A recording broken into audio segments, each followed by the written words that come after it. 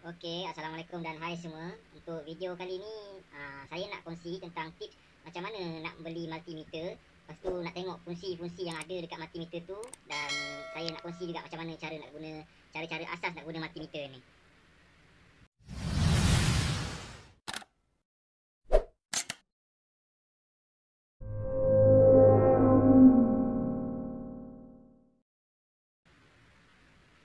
Okey, dekat depan ni saya ada beberapa jenis multimeter yang saya ada. Macam yang kita tahu multimeter ni salah satu keperluan penting lah. Keperluan untuk technician dalam sebagai alat bantuan dalam kerja-kerja kendalian yang berkaitan dengan elektrik ataupun elektronik. Jadi saya dekat sini saya nak perkenalkanlah beberapa jenis yang saya ada. Lepas tu apa beza ke semua yang saya ada ni. Okey, dekat sini saya tunjukkanlah beberapa jenis multimeter yang saya ada. Yang pertama, multimeter jenis analog. Multimeter ni bapak saya bagi masa saya belajar di IPT dulu lah. Yang ni multimeter first bapak saya bagi. Tapi dulu pun jarang guna, sekarang pun jarang guna sebab saya tak berapa mahir sangat guna ni. Tapi kadang-kadang saya guna juga kalau dah terpaksa bukan tak mahir sebab apa? Sebab nak baca jarum-jarum ni. Kena ambil masa sikit, baru boleh tahu. Tapi kalau untuk orang yang dah biasa pakai, dia tengok sekali pandang dah tahu dia dulu lah. Untuk saya yang jarang-jarang pakai mungkin agak kekok sikit. So bila measure tu kena tengok lama sikit, berapa bacaan dia dekat mana kan, baru tahu value dia kat mana.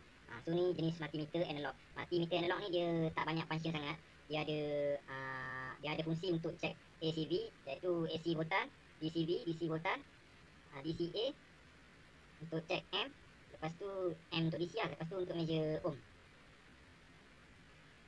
Lepas tu dia ada julat sini, julat kosong ni untuk orang kata apa, calibrate balik kan, kalau macam dia lari macam ni kan, dia dah ada terlebih sikit ke, untuk centralize pada julat kosong. Okay, yang kedua, ni multimeter kedua saya lah, yang bapak saya bagi juga, sebab saya asyik komplain je, tak reti pakai analog, so dia boleh bagi yang ni je masa saya belajar dulu. So yang ni pun saya masih guna sampai sekarang sebab dia comel, lepas tu senang bawa ke mana-mana lah. Untuk benda ni saya biasa simpan dalam kereta. Simpan dalam kereta ni untuk kes-kes emergency lah kan. Ada kata masa saya buat kerja ke, tak bawa ke, ataupun pergi mana-mana ke, tiba-tiba rasa nak pakai ke, benda ni memang saya simpan dalam kereta. Saya letak dalam dashboard macam tu lah.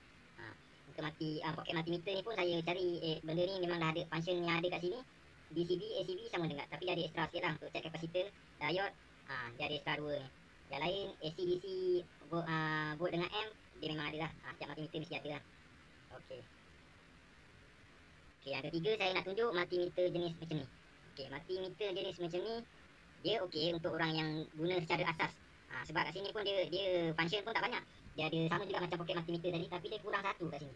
Dia kurang capacitor checker. Apa ni, capacitor tester. So dia ada diode, diode dia ada. Voltan AC dia ada, voltan DC dia ada. Ohm dia ada, M dia ada. Tapi cuba kita tengok Kita tengok beza dengan yang tadi saya tunjuk. Mana lagi apa beza dia? Beza dia ada sini ada scale, ni tak ada scale kan. So bila ada scale ni kita kena select pada scale yang betul untuk baca satu-satu nilai tu kan.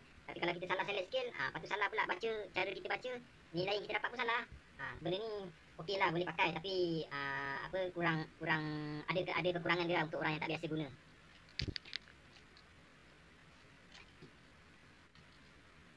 Okey, ni multimeter ni saya suka guna, memang best guna. Multimeter ni saya pakai daripada saya kerja dulu lah sampai sekarang. Sebab dia punya function tadi memang simple, dia ada semua function lah. Dan dia ada untuk check value capacitor ni. Diode semua ada. So benda-benda yang asas ni dah ada kat multimeter ni. Sebab tu saya suka guna multimeter macam ni. Kalau berbanding dengan multimeter yang ada scale ni, susah nak baca. Okey, yang seterusnya multimeter jenis clamp. Okey, untuk clamp meter ni dia bagi function asas lah. Macam voltan AC DC, M, ohm, diode dia ada. Diode dengan ohm ni biasa memang ada lah. Sebab function dia sama. So function lain yang dia ada adalah untuk clamp. Untuk clamp ni nanti saya tunjuk macam mana nak guna clamp meter ni. Okey, yang seterusnya multimeter ni saya baru beli sebab adalah ciri-ciri baru yang tak ada pada multimeter lama saya ni. Jadi saya ingat nak upgrade sikit. Multimeter ni tak mahal pun, saya beli dekat Shopee, tak sampai RM50 pun.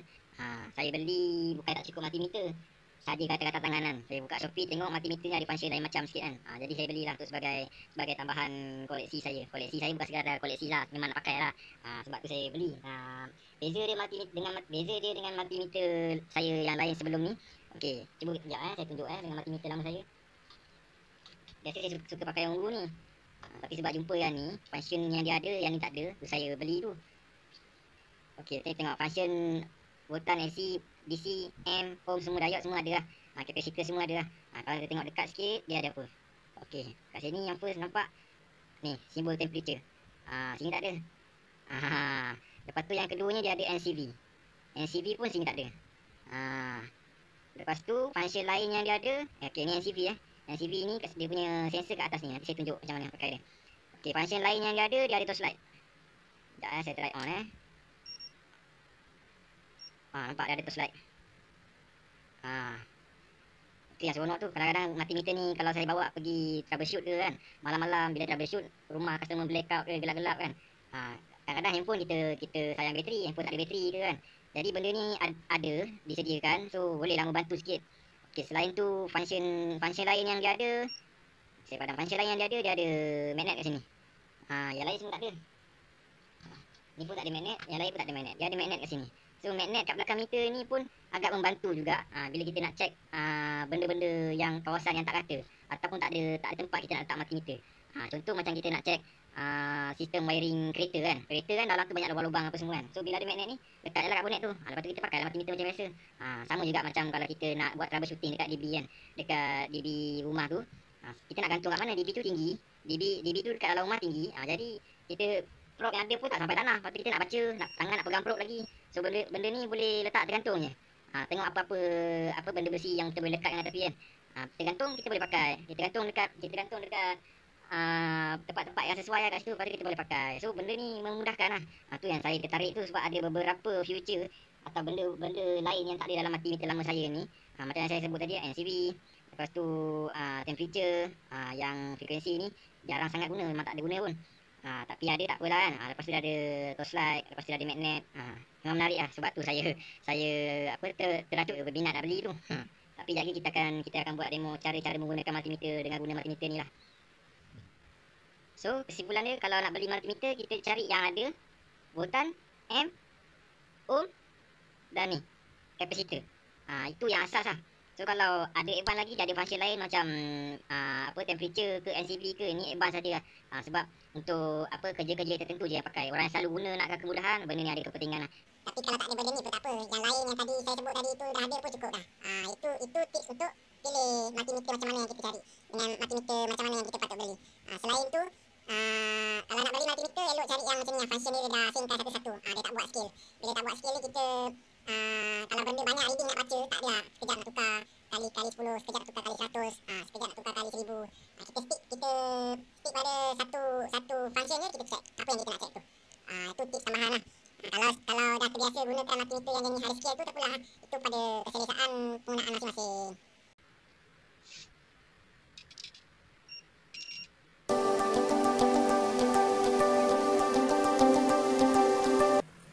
Okay, sekarang ni saya nak tunjuk cara-cara menggunakan multimeter.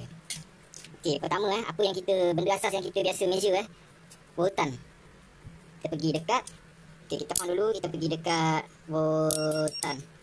Okay, voltan ni dia ada dua jenis, DC dengan AC So kita tengok kita nak measure apa. Kalau macam bateri ataupun daripada board tu keluarkan voltan DC, kita pakai DC lah. Tapi kalau daripada plug-plug ni semua, kita pakai AC. So kita switchkan dia daripada DC kepada AC. Okay, sekarang dah AC Okay, cara guna dia, contoh saya ambil saya punya extension. Okay, ni saya punya extension Sekarang ni AC. Okay, untuk AC dia tak ada polarity. Kita terbalik macam mana pun dia boleh measure lah. Sebab AC ni alternative current, arus ulang alik, jadi memang tak ada polarity.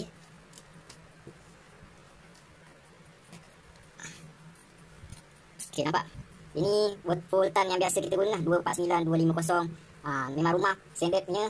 Kita pakai nilai voltan yang tinggi ni lah. Kalau 3 phase dalam 410, 415, 430 macam tu lah. Sekarang rumah biasa output pada plug memang kita pakai single phase. So macam ni lah saya guna dia untuk AC. Okay, untuk function voltan DC pula, kita tukar function DC DC ni untuk kita check atau measure macam bateri. Bateri ni DC ni kalau kita tengok direct current, dia satu arah je. Maknanya dia ada polarity, positif, negatif. Kalau terbalik dia jadi negatif, kalau betul dia jadi positif. Okay, kita ambil satu contoh di bateri Bateri kita check positif merah, positif dekat merah, negatif hitam. Okay, kita check ujung-ujung. Okay, 1.636. Okay, bateri ni 1.5 volt. Okay, nampak? Bateri ni 1.5 volt. So bateri masih penuh lagi. Macam tu lah cara nak gunakan DC.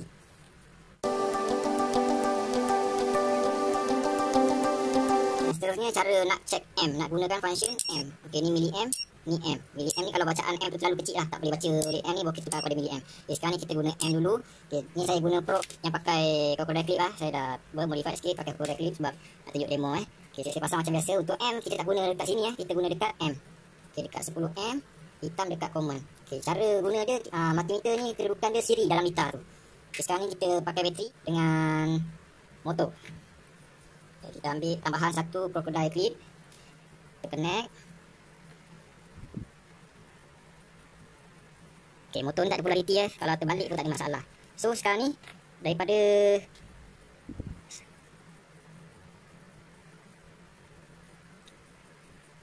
sekarang ni negatif, saya terus pergi ke motor.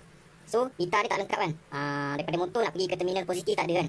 So kita gunakan multimeter kita buat sambungan untuk penuhkan lita. Okey, ni positif.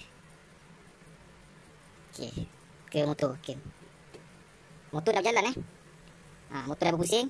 So sekarang ni M yang motor ni guna 0.5M.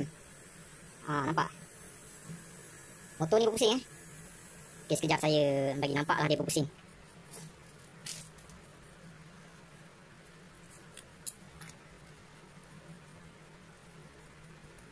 Okey, saya tempel sini. Okey, ni saya dah buat sambungan. Untuk bateri ni guna berapa M untuk motor ni. So ni motor dah berpusing. Paksa tolak pakai jari lah nak bagi dia berpusing. So ni M yang dipakai, M yang motor ni guna. Cara kita tengok M ni. M ni biasa akan naik turun lah, bergantung pada top motor yang kita gunakan load kita kan. Tu cara guna M. M dengan milliamp ni sama. Kalau macam bacaan dia 0.0001 tak boleh baca kan, kita tukar pada milliamp. Kita tukar pada milliamp baru kita boleh baca. Okey. Okey, seterusnya adalah function untuk kita check function kita nak guna function continuity Okey, kita tukar pada function continuity. Okey, continuity ni kalau kita shortkan probe ni dia akan buzzer lah. Maknanya ada shortage lah. So macam mana benda ni function waktu bila macam kita nak check MCB ke contactor ke kan, ada sambungan ke tak ada sambungan ke, itu function dia. Ni saya tunjuk contoh lah. Ni biasa ramai yang tahu guna Macamnya saya ambil pada board yang rosak ni. Okey, ni ada fuse saya tunjukkan. Nampak fuse ni putus. So kita tahu lah fuse ni putus. Buat tengok dekat dalam dekat board ni tak nampak nampak dah rosak sini ada function. Kita measure kat fuse tak ada so fuse ni putus. Itulah function guna buzzer ni.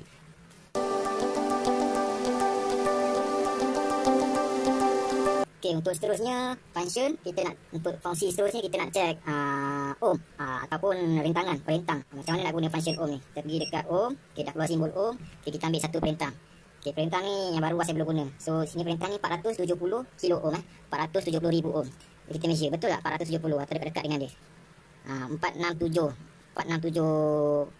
lebih kurang 467 kilo ohm lah. So macam itulah cara guna cara untuk check ohm pada perintang.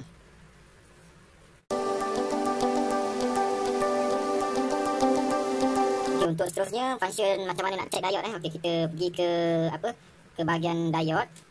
Okay, kita ambil board tadi juga. Okey, diode ni macam mana kita nak tahu dia okey ke rosak ke, sama ada dia short tu value kosong lah. Bila kita shortkan macam ni dia akan keluar kosong kan, ataupun dia open tak ada bacaan. Ataupun dia akan jadi value yang tinggi. Dia value diode ni kalau normal dia dalam lingkungan 0.3 hingga 0.7. Bergantung jenis-jenis diode kan. Kalau lebih daripada tu kita dapat 3 ke kan, lepas tu dapat 200 ke, tu dah rosak tu. Kalau dapat kurang daripada tu 0.005 ke pun rosak juga. Macam ni diode. Okey, ni diode yang ada line putih ni negatif. Yang belah kiri ni positif. So yang ada line putih ni kita letak probe warna hitam untuk negatif, warna merah untuk kaki lagi satu. So kita nampak value 0.448. So diode ni okey lah. Kalau kita terbalik bacaan dia lain tau, dia akan jadi 0.83 lebih. Tu sebenarnya reading dia tak boleh baca sebenarnya, tapi dia baca di dalam lita dia akan baca seket-seket yang lain tu sebenarnya. Sebab kalau kita measure diode luar, sekejap saya ambil diode luar. Okey, macam ni diode yang saya tak guna lagi Kalau warna hitam, kita letak kaki hitam, kaki merah, 0.54. Kalau kita terbalikkan, dia tak boleh baca, nampak? Tak ada sebab ni dekat probe kita ni bateri lalu positif tu negatif. So kita letak negatif dekat negatif, kaki negatif, positif dekat kaki positif, baru kita boleh dapat bacaan. 0.54. Maksudnya diode masih okey. Kalau terbalik memang tak ada bacaan. Tu function dia. Yang ni sebab dapat bacaan, sebab dalam gitar kan, dia tak baca diode, dia baca sirkuit-sirkuit yang lain ni. Saya terbalikkan ni kan. Dia ada bacaan kan. Dia tak baca value diode. Belakang ni kan ada sambungan gitar-gitar lain. Dia baca yang lain tu. Contoh je lah. Okay, function seterusnya saya nak tunjuk cara guna multimeter nak check kapasitor. Kapasitor ni sekarang ni ramai juga yang tahu. Sejak ni ramai yang dah tahu kipas kalau dah slow ke ataupun lambat nak berpusing ke, tukar kapasitor. Tapi kita nak tengok lah kapasitor kita tu okey ke tidak, betul kapasitor kan. Jangan kita panggil orang datang bawa kapasitor, lepas tu tukar kapasitor tak okey. Lepas tu dia pun dah terbingung kan. Patut kita boleh check dulu lah. Ada nak check kapasitor ni, dekat tangan saya ni ada satu kapasitor rosak yang saya buka daripada blower aircon, buat aircon. Saya dah ganti, yang ni saya simpan. Okey, ni cara check kapasitor pergi indikator ni dekat kapasitor yang ada line 2 ni, line 2 palang ni. Okey, yang ni tak kisah sebab tak ada polariti tak ada polariti, kita boleh check je. So sekarang ni value dia 0.9 micro. Sepatutnya 1.5 micro. So kalau kita nak tahu kapasitor tu okey ke tak, dia loss, dia kurang daripada value asal ni dalam 20% ni. Kalau lebih daripada 20% kita tukarlah, dah rosak lah tuan. Kalau macam ni 0.9 kita dapat tadi 0.9 micro daripada 1.5. Kita dah lost 40%. So kapasitor ni rosak lah. Sebab tu kipas kita jadi slow. Dia tak cukup power nak discharge untuk startkan kipas tu berpusing. Okey, untuk yang ni, untuk kapasitor ni masih elok. Kita nak check kalau ini dia ada polariti kan, tapi untuk kita check value terbalik pun tak ada masalah. Okey, macam ni kita check kaki dia, kita letak pada kaki dia. Okey, value akan keluar. Okay, lambat sikit. Okay, dah keluar. So 2.2 milifarad. 2.2 mili dekat kapasitor tadi 2200 micro. Okey, mili kepada micro kita pindahkan pada titik puluhan tu pada 3 kali kan. So dia akan jadi 2262 microfarad. So kapasitor ni masih elok lah, masih penuh lah. Jangan keliru kan, micro, mili, nano tu semua kena tengok betul-betul. Kadang-kadang dia tulis kan 2200. Kita ingat elok, lepas tu rupanya sekali nano. Nano tu makin kecil lah, tak ada value lah. Macam ni 2200 micro. Lepas tu kita measure dapat 2.2. So kita ingat rosak kan. Lepas tu kita tengok milifarad. Mili maknanya kita kena pindah lagi 3 titik puluhan lah, jadi 2250. So kapasitor ni elok lah, tak rosak lagi. Macam tu cara check kapasitor.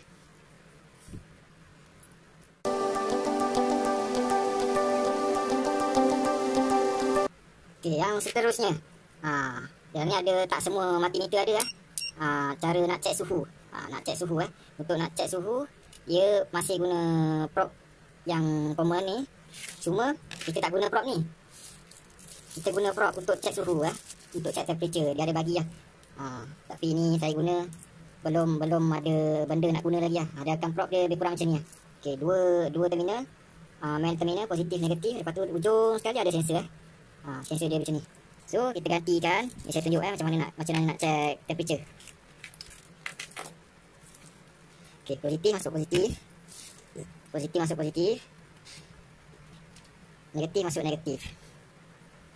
Sekarang dia baca suhu bilik saya 30 darjah Celsius. So nak tengok function dia macam mana, saya try bagi panas sikit Nampak dia naik 64, 65, 70 darjah Celsius, 95. Dia baca suhu daripada api yang saya panaskan kat sensor ni tadi. Benda ni kita nak check bergantung kita punya keperluan nak check apa.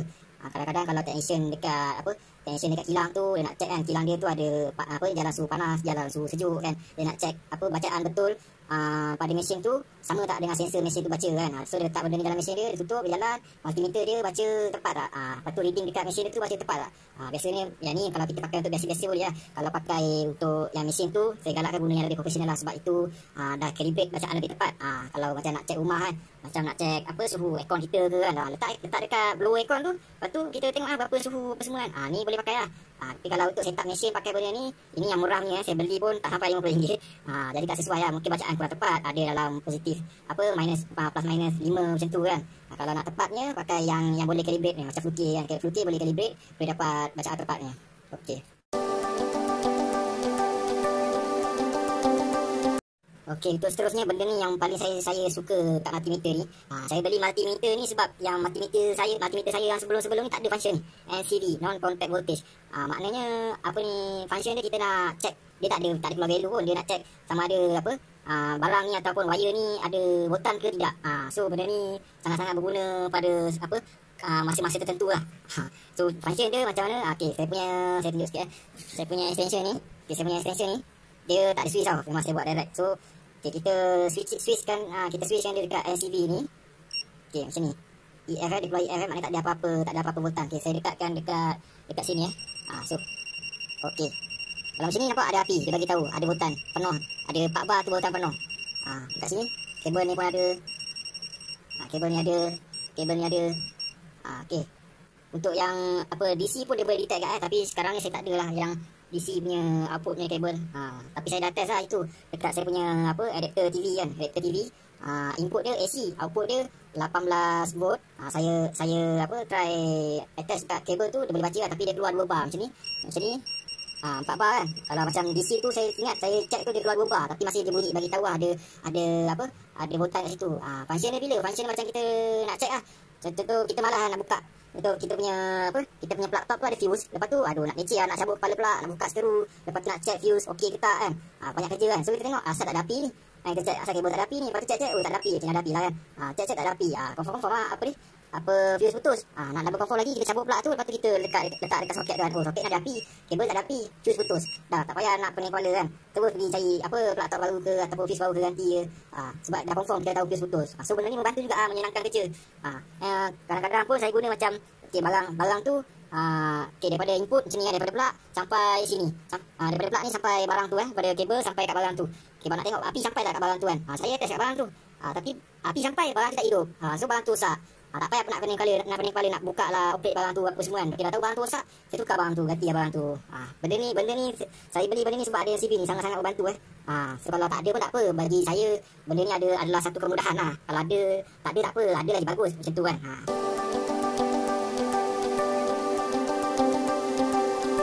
Okey, sekarang saya nak tunjukkan cara-cara nak gunakan clamp meter ni pula. Okey, clamp meter ni untuk function-function yang lain seperti ohm, voltage dengan buzzer ni kita boleh pakai probe lah. So function untuk clamp ni hanya untuk amp saja, untuk check value amp sahaja. Okey, kat sini kita ada extension ni saya baru buat tadi. So color code dia tak betul lah sepatutnya merah, hitam, hijau. Ada 3 warna yang berbeza. Lepas tu ni saya pakai apa yang ada sebab nak buat demo ni. So kita untuk merah 2 ni live dengan neutral, untuk hijau ni wayar bumi. Okey, macam mana nak guna clamp meter ni? Clamp meter ni kita pakai untuk check amp sahaja. So kita tengok macam mana kita check amp.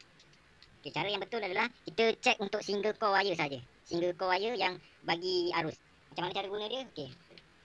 Yang mula saya ada solder ni. Solder ni sebagai saya punya load lah, saya punya beban. Okey, saya pasang kat extension saya ni. Okey, saya on kan. Okey, kadang-kadang kita tahu benda ni untuk clamp wire je, tapi kita pakai okey macam ni wire ni kita clamp. Tengok tak dapat bacaan tapi on. Sebab kita clamp kabel yang salah. Dalam kabel ni ada tukar 2 kabel yang ada dalam insulation ni. So kita tak boleh clamp 2 kabel dalam satu masa. So kita tak dapat bacaan. Cara guna clamp meter ni kita hanya clamp pada salah satu kabel saja. Sebab kita nak tahu arus yang lalu pada satu kabel tu saja. So macam mana cara dia? Okey, ni saya dah asingkan kabel ni. Kita wire hijau ni kalau kita clamp tak ada apa-apa sebab dia pembumian saja. Dia kosong. Okey, cara guna dia kita setkan dulu kita punya multimeter dekat 20 amp. Kita tengok kalau 20 amp ni tak dapat baca, baru kita naikkan ke 200 amp. Kalau 200 amp tak dapat baca, baru kita naikkan ke 600 amp. So ni kita try 20 amp dulu Cara dia kita clampkan pada satu kabel sahaja. Kita clamp. Okey, dapat 0.13. Sama ada salah satu kabel lah. Okay, saya cuba clamp lagi satu kabel pun dapat lebih kurang jugalah 0.12, 0.13. So value M yang dipakai oleh solder ni 0.12 ataupun 0.13, lebih kurang macam tu lah. Itu cara guna clamp meter.